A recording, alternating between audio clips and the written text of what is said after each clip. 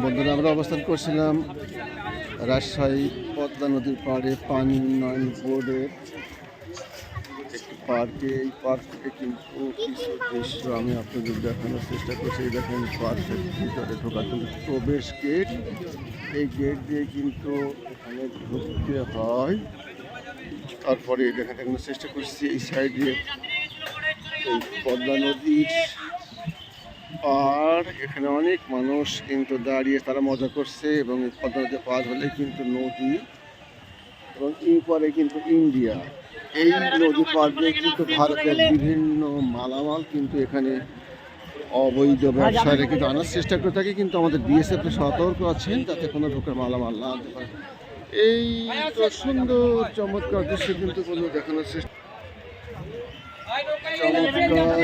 চমৎকার দৃশ্য এই দেখেন তো বন্ধুরা। আশা করি আপনাদের খারাপ লাগবে না।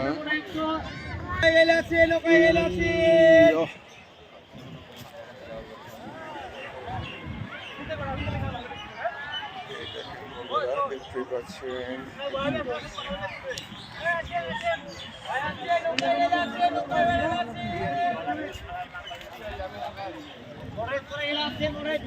আপনাদের দেখানোর চেষ্টা করছি বন্ধুরা। আশা করি ভালো লাগবে এবং চমৎকার